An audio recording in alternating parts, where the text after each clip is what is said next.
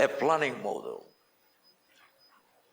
As a professor, administrator, and a pastor, I found out that this is the best planning model that you can use in your district, in your churches, or even your departments. And you know what? I developed this 6 rings planning model. The 6 rings planning model consists, number 1, of the purpose. What's the purpose of having a church? What is the purpose of having a district? And what is the purpose of having a department? So the purpose is to tell us why your church, your district, or your department exists. So there are lots of things that we need to put meat on the purpose of these 6 rings. And the second ring planning model is what I call the core values. Now, what is a core value? Core values are the things that identify you, identify your organization, identify your church to the community. If you are well known of good potlucks, that is one of your core values. If you're known of conveying, well, that might be something that. But when we look into the church, the ecclesiastical part of how you represent your church, there are 3 things. Number 1, your church is known on evangelism. Your church is known on compassionate ministry. Your church might be known for what we call a high-grade youth and young adult program, which is sometimes you're identified with a good pathfindering or pathfinder club or a program that you do for the community. So that's what we call core values. Something that people will remember about you, which your core values will set and be a part of that journey that you would like to accomplish in the future. So we have the purpose, why your organization exists. Then we have your core values, which is sometimes, and 100% will be what we call the essential to the success of your growth. Now we come into the third ring of the planning model, which is the vision. There is a difference between a vision and a dream. A dream is something that you dream, but you are already applying it. You are already applying it. While the vision is, you are looking for the future. You are dreaming for the future. But in some ways, it will happen at a given time. The mission is already happening.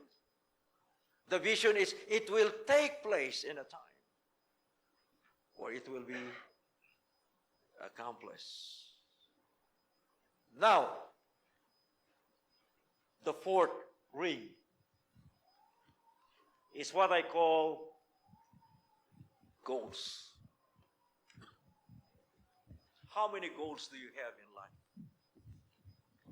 In fact, goals are consistently divided into 4.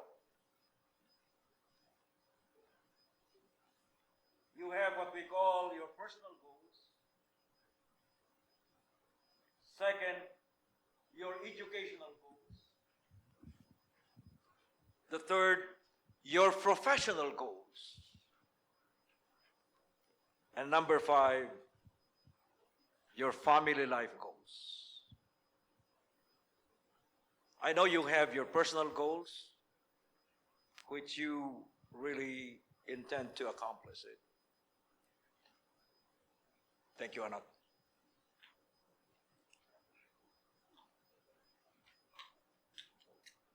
Oh, you already passed in my class. Thank you. So I'm saying if you have some 4 goals, we have what we call the personal goal, the educational goal, the professional goal, and the family life goal. These are the very important goals that you need to see. There are still other goals. I have 10. But if you want to prioritize, these are the 4 things that you need to share. So we have long-term priorities if you have goals. Now, the 6th ring is what we call the objectives. This is the short-term quantifiable results. I will explain to you more about this. And then the final one that I have set here in this ring is what we call actions, which give us the specifications, responsibilities, and timetable. When we were discussing about tenure of pastoral assignments in North America and the General Conference, they have adopted these rings that I have developed in the seminary. Because the first 3 will be something that a pastor needs to accomplish during his 3rd years of ministry in his assignment.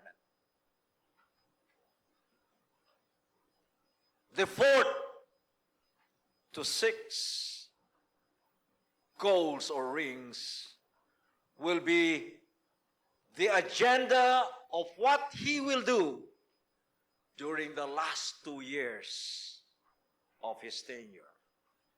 I don't know how the policy here in Southern Luzon, Philippine Union would be. But in every general conference in North America, South America, in Europe, I don't know, here in SSD, we always base the tenure of pastors for every 5 years. So when a general conference session has concluded, just like a few weeks ago in Milwaukee, which I saw Pastor Bakdayan. By the way, before I forget, we have awarded Pastor Israel Bakdayan as one now in the list as an international evangelist in Arizona Conference and the Pacific. Let's give a hand to Pastor Bakdayan. He is now an international evangelist. So he has the chance to come and work in North America. The second pastor who went there, it is Pastor Ismael Cabazon of the Northern Luzon Mission. He was also awarded the title of International Evangelist in what we call Arizona Conference, the Pacific. The third person is Pastor Gaspar Rabang, the Stewardship Director of Northern Luzon.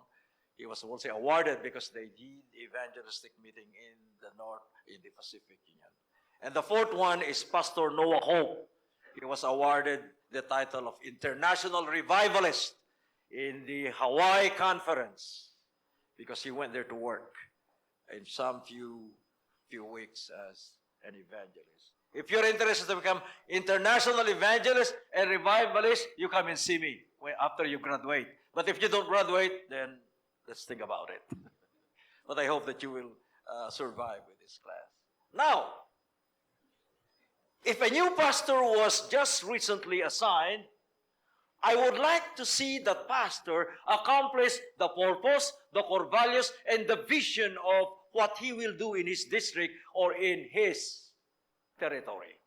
If he is a department director or a president, because 59 presidents of the North American division are my students.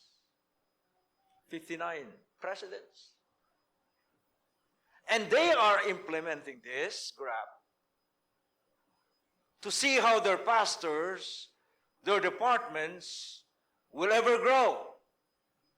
So once you have year 1, you need to see to it that you already have a wisdom of what purpose you would like to see your district, your department, or your church would be. During the 3-year period, it would be a sin to move a pastor if he just started the purpose and never come to see his core values. The only way where we can move pastors in North America or try to see that this pastor doesn't qualify to be a pastor is, number one, it's about finances. Number two, the opposite sex. Number three, misrepresenting the denomination. And number five, an open sinning that we see in a pastor. There are some preventive ways with some conferences, because I teach conference presidents. They told me that among the things that I just mentioned, the number one that we see that they, what we call misrepresent, is when they apostatize, they connive, they amalgamate the doctrine of the church with some new teachings that is creeping into the church. Have you realized that there are now 32 deceptive doctrines entering the Seventh-day Adventist Church today? How is I have time to tell you? But we have this. So, when you are thinking to stay in your district or your department for 5 years, I want to see, and you want to see, that the 6 rings planning model will be applied. Knowing the purpose of your church, there are several things that you are called to do. Evangelism, nurture, planting a church, growing them, and holding them. At the last part of my subject matter on Wednesday, I will be introducing to you about the trilogy of kingdom growth, because it relates to this. The very reason that I made this first and not the reality check, because I would like to see that when I will give my final course on Wednesday, you will now remember why these 6 rings planning model are very significant. So this is a model on how you will be able to run a very successful church and district by applying these 6 rings. There are many rings today that is going around. First, we have the engagement ring, right? Number 2 ring is the what? The wedding ring. And the number 2 ring is the supper ring. So I hope, pastors, you will see to it that these rings, if there's only one ring that you would have is what we call, any invention, any suggestion of any ring? Was that? Offering. Offering yourself to serve God until Jesus comes, right?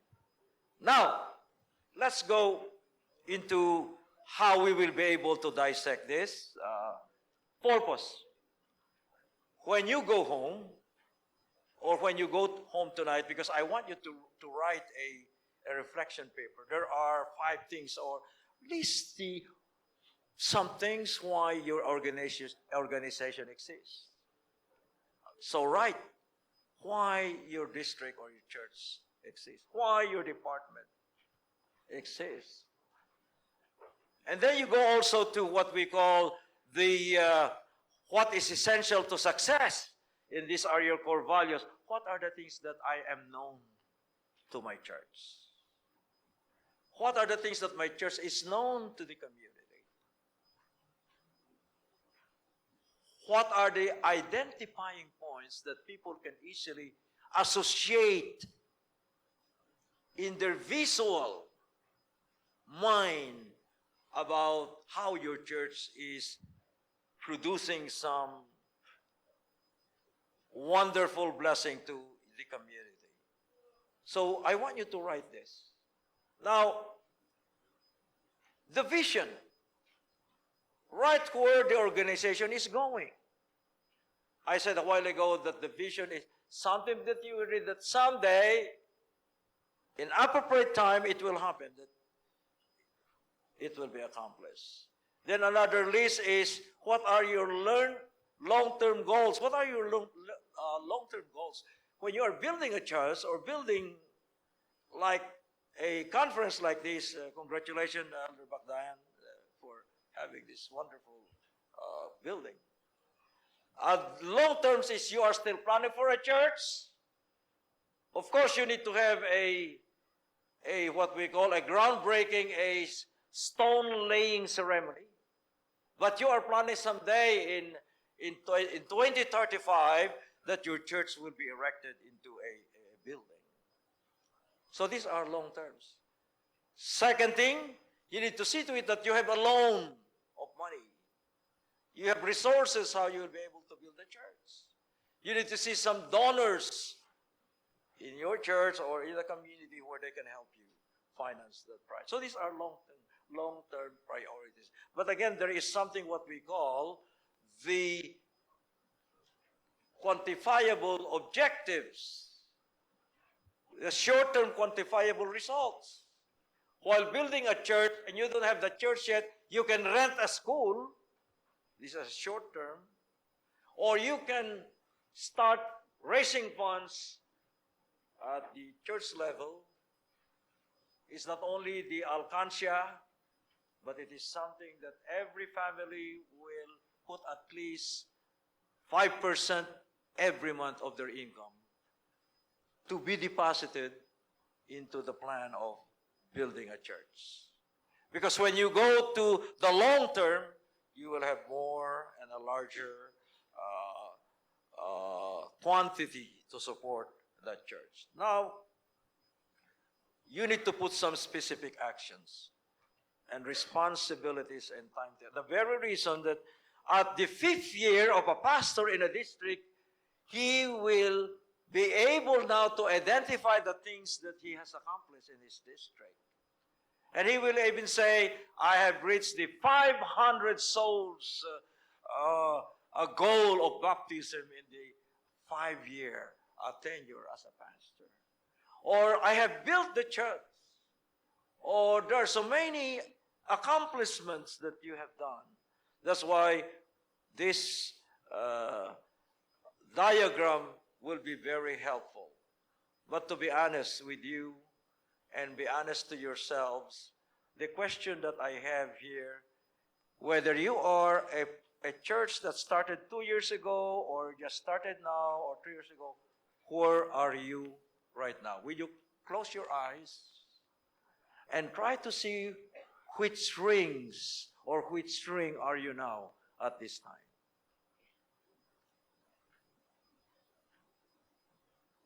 Okay. Number 1. The holy angels are writing all your answers and your reaction here. How many of you here, pastors or department directors, have accomplished the first ring? You know the purpose of your church. You know the purpose why you are called to be a pastor. You know the purpose you are called as a director. Raise your hand. How many of you are in the first ring already? Raise your hand. You know the purpose of your ministry? Oh. All right. Again, when I say purpose, you know already the purpose why God called you in your district or called you in your church. You now know why God called you to become a department director. How many of you already know the purpose of your ministry? Raise your hand. Very good. Very good. I think I'm speaking to an honest group of people here. Number 2, how many of you already know how you are being identified to the community or how people know you as a church? Because there are certain programs that you hold in your Christian ministry. I want you to raise your hand. Okay. Very good. Now, number 3. Do you know the vision of your church, your district, or your department? I don't want you to raise your hand at this time, because I want you and God, that you and God will be able to see and evaluate where you are, whether you have a vision or a mission or not at all. As a church growth strategist, I travel around the world. I go and attend Sunday-keeping churches and Sabbath-keeping churches, for the reason that I would like to see that when I visit a church, the first thing that I would like to see in their church bulletin is to see their vision and their mission are printed in their bulletin. If I don't see any printable, visible vision or mission printed in their bulletin, my conclusion will be, this church is dying, and this church doesn't know where to go from here. You know how important to have a mission and a vision. In North America today, there are so many mall shoppers. Our guests brought us to MOA, lots of people. The missionaries who was with me, oh, they went shopping. But that you realize, in North America today, there are so many church shoppers. They go to your church and shop, oh, is this the church where my family be a member in the next 5 years? We need to be very careful, because there are so many people today coming to your churches wanting to see what is your vision. What are the core values that you have? According to my research, many church shoppers today, the top 3 are, number 1, they need to have a refuge and a sanctuary for their children. Program for children ministries. Number 2, many families today shop churches and be a member of that church if they have programs for their youth and young adults. If they don't have, they will go and shop somewhere. Number 3, according to my research, that many church shoppers today would like to see that your churches has a very strong family ministries. These are the 3 great attraction for people who would like to join us. So you need to have a vision. How about your goals? It's between you and God. Your short-term quantifiable results. Specific actions that are responsible with the many timetables that you have. So, first 3 years, the strategic focus. Last 2 years, the plan. According to my survey, about 60% today around the world, many pastors are moved at the second ring, the core values. They haven't had the vision. They don't have any goal. They have no objectives. They haven't done to implement the things that they have planned for their church. They're already moved in the second year. So what will happen?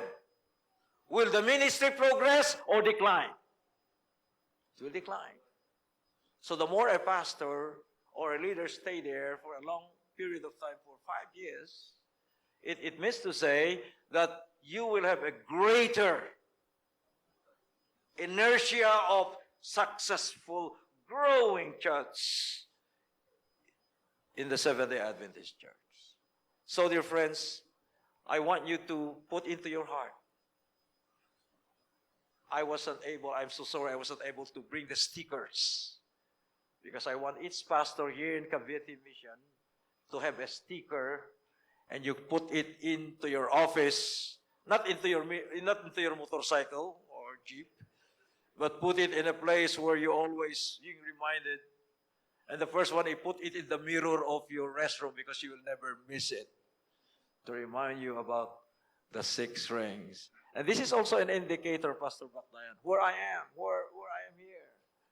What are the things that I haven't accomplished? Amen? Let's move forward. There are things that we need to do. We'll have a break very soon, so don't worry. Now, this is very interesting. Let's go to what we call we have learned that there are 2 parts of planning model. What are they? The strategic focus and the plan. How many years need to be invested in the strategic focus? 3 years. About the plan, it should be 2 years. Those people, those presidents of conference who are in my class, they're already applying this, and you know the results? Amazing. But if you can apply this in the Cavite Mission, I know for sure that you will also progress, just like the 59 conference that I consult in the North American division. Now, let's go to the strategic focus. The strategic focus is the purpose, the core values, and the vision. And now let's go to the plan. What are the plans again? We have the goals, objectives, and actions. Let's go to phase 2. In phase 2 of the 7 phases of effective missional church is we need to build our team. In order for us to build our team, there are several things that we put in mind. Here are 5 steps. I know this will be in your notes. The 5 steps to create effective teamwork. You have from group to team. Let's go to step number 1. Let's read it together. Build trust. That is a very important part when you are building your team. You can do that in your church. You can build your team who are your elders, your deacons, or the other officers. Number 2, harness diversity. Diversity is not only Filipino, Chinese, Korean. No. There should be an involvement of young people, men, women, that can be together to be in that selective process of creating an effective team. So don't put all men. Put women. Put young people. I know you experienced that in Pasay, right? You did that. We welcome you to Cavite Mission. And somehow we welcome you to the North American Division, one of these days. Number 3, achieve commitment. In trying to recruit your team, you need to see to it, if you are part to become my team, if you would like to be a part of my board of elders, can you commit? Because when you force people to accept it, they will never do the step of being a part of your ministry. They will be there. When I was in Indonesia, I made a lecture in Jakarta about the different ministry. As I have mentioned already, the 6th ministry, the one pastor from Indonesia, Pastor Arreola, you missed something. And what is that? Well, you mentioned all the ministry, but there is one lacking. What's that? And he said, the decoration ministry. And I said, what is decoration ministry? Well, they're only decorations because they never function. Friends, I know that when you be a part of the effective leadership team recruitment, you need to achieve number 4, embrace what? Accountability. What is accountability? Accountability is something like this. What was missing in the program? Number 2, why we failed. 3, what are the things to improve? What are the things to include so that the program will grow. Accountability is not only funds that need to be reviewed and audited.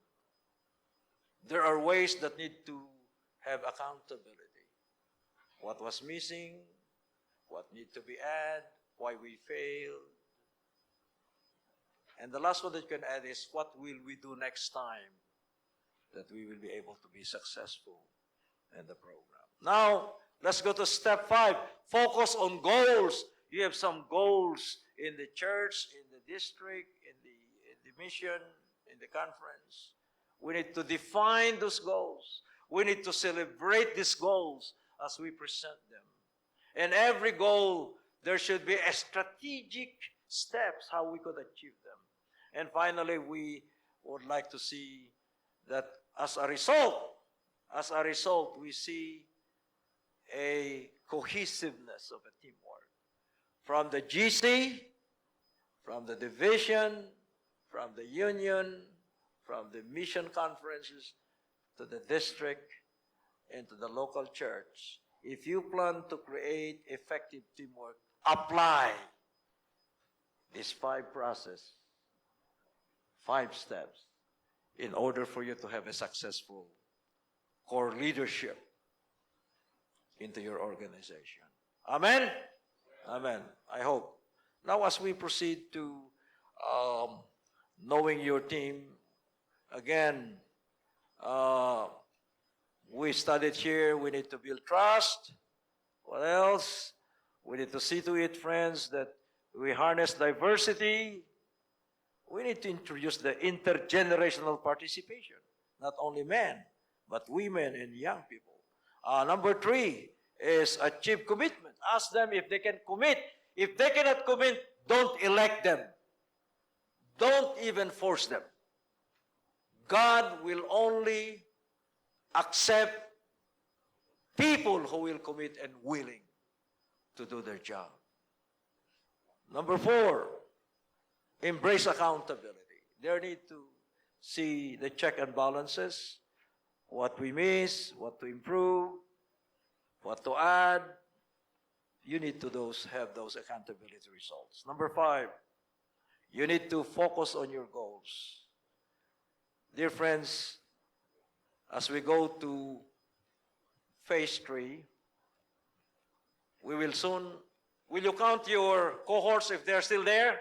Because we will now coming into the cohort learning together with this class. So you know your team, phase 3. In the Seventh-day Adventist organization, in the Seventh-day Adventist churches, the church, the conference, the union is always composed of 4 group of people. First, the director.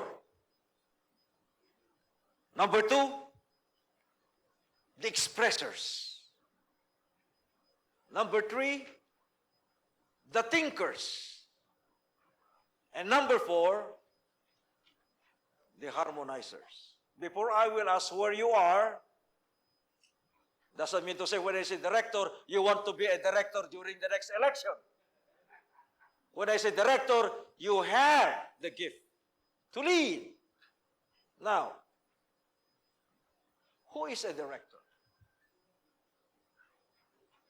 When we have this, when we finish this class, don't go to Pastor Bakday and say, Pastor, I passed what Dr. Arreola said. I can now be a director of one of the departments. But to be honest, who is a director? Talks in action, cares about the bottom line, what I'm saying, not only the highlights, but also the things that need to grow. Always on the go. They speak to represent the organization. They talk about goals. They seem sometimes very sensitive, hypertensive. Some directors do, because they're thinking many things. Now you know, who is a director? He is not only a leader, but consider these 6 items. We'll go to the next group of leaders. It's about the expresser. Who is an expresser? Speak rapidly, uses animated gesture, very entertaining leader, thinks about loud, talks about ideas. It may be nangbubula lang, but sometimes it's really, it's so many things to give us an idea. So he expressed. He's very animated. And this kind of people is very helpful in the church, in the organization, in the church board. Let's go to the next group of people in the church or in the organization. It's about the thinker. Oh, they are the people who think. They are very silent. They are only eating salad, not chicken or beef. But, they're eating nuts, but they're really producing. Talks about details. They are very inquisitive. Philosopher. Often makes list more than the list of Pastor Bakdayan. They speak very careful because they don't want to be quoted in the executive committee or nominating committee. What else? Wants that everything will be done right. They're quiet, but they're thinking. And sometimes thinkers procrastinate. Why? Because their ideas, they are trying to grind them one by one until they say, oh, it fits here, it fits there, oh, it can happen. Now let's go to the last group of people in the organization, in the church. They are what we call the harmonizers, the peacemakers, the referees. People who will say, tama na yan, tama na. Magkakaisa na tayo. Kalimutan na ang politika. Let's go back to work. Well, the harmonizers talks about people. Sensitive to others, avoid conflicts, dedicated and loyal, and speak softly, and they may overcommit. Why they overcommit? Because they would like to settle, then you say, ganito na lang. Gagawin natin ito, bibigyan kayo ng ayuda in the form of evangelism funds.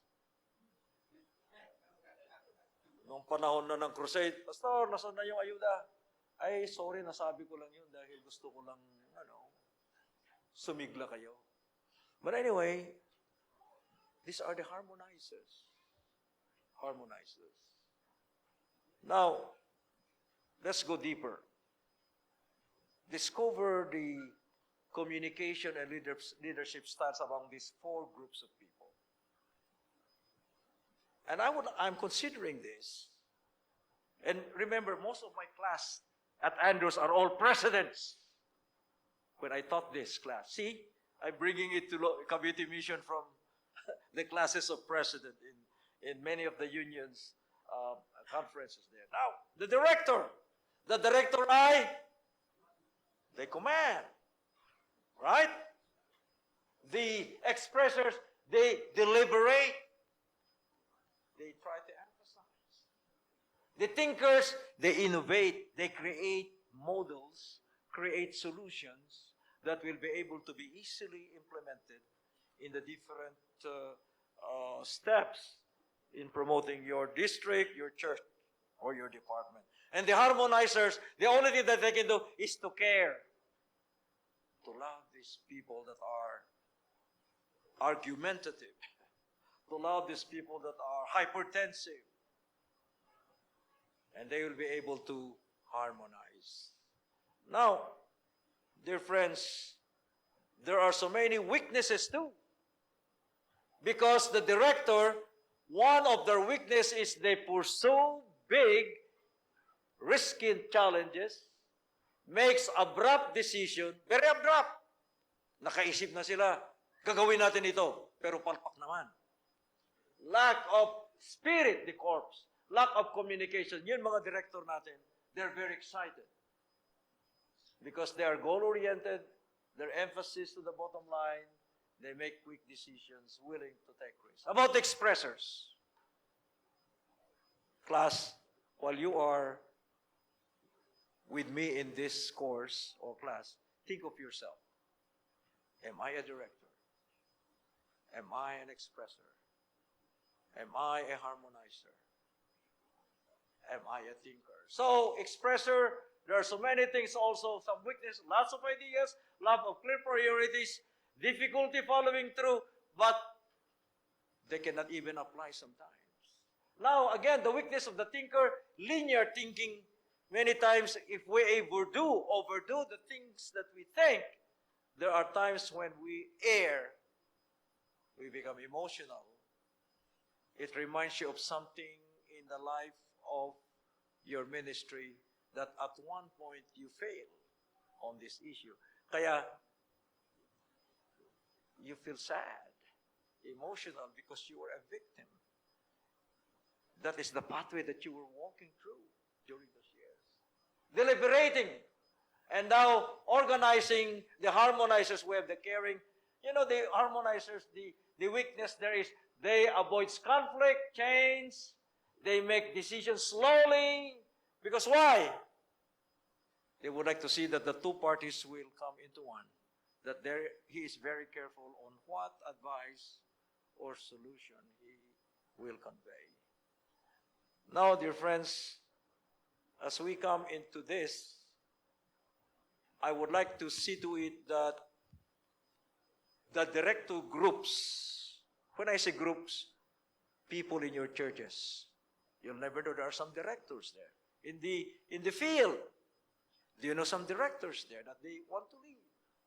The directors, this is one. Action is better than inaction. That is one thing that they do. We should act quickly. We should reward bold decision. To the expression group, every idea is a good idea. People should try anything once. We should reward creativity. Thinkers, analyze, solve any problem. There's a right way to do things. We should reward people who do things right. And now, the harmonizers group. Teamwork is essential to success. People shouldn't argue, but seek to understand.